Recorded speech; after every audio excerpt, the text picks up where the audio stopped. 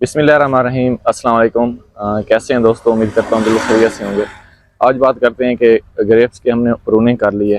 Pruning के बाद हमें कौन सी एहतियाती तदाबीर करनी चाहिए ताकि एक तो हमारा जो फ्रूट है वो ज़्यादा से ज़्यादा हो और इसको मुख्तलिफ़ किस्म की बीमारियों से बचाया जा सके।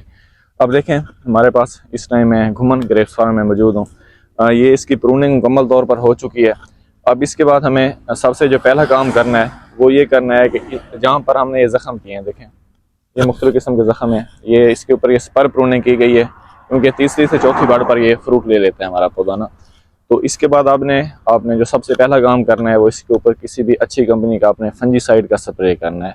फंजीसाइड के स्प्रे से क्या होगा, क्योंकि अभी ये ताज़े ज़ख़म किए हुए हैं, यहाँ से पानी भी निकल सकता है, तो यहाँ से फंगस का अटैक होगा। फंगस का अटैक फ्रूट के ऊपर लगेगा, जो हमारा फ्रूट है वो ख़राब हो जाएगा। तो फंगस से बचाने के लिए जहाँ जहाँ पर ज़ख़म किए हुए हैं, या तो फिर आप किसी भी किस्म का उसके ऊपर पेस्ट कर दें फंगस से एंटी फंगस का, या फिर आप लोग उसको ऊपर इसका स्प्रे कर सकते हैं।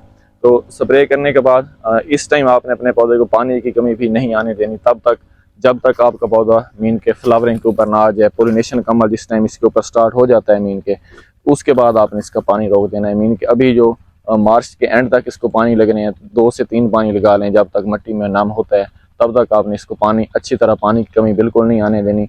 उसके बाद जिस टाइम हमारा ये पौधा फ्रूटिंग के ऊपर आ जाएगा तो फिर हमने उसका पानी रोक लेना है। जिस टाइम हमारे ये फ्रूट पौधे आ जाएंगे फ्रूटिंग के ऊपर, उस टाइम मैं आपको एक अलहदा वीडियो बना दूंगा कि अब हम इस स्टेज के ऊपर हमने अपने पौधे का पानी रोक लेना है। मीन कि उसके बाद हमने एक प्रॉपर मैनेजमेंट के साथ चलना है। शुक्रिया।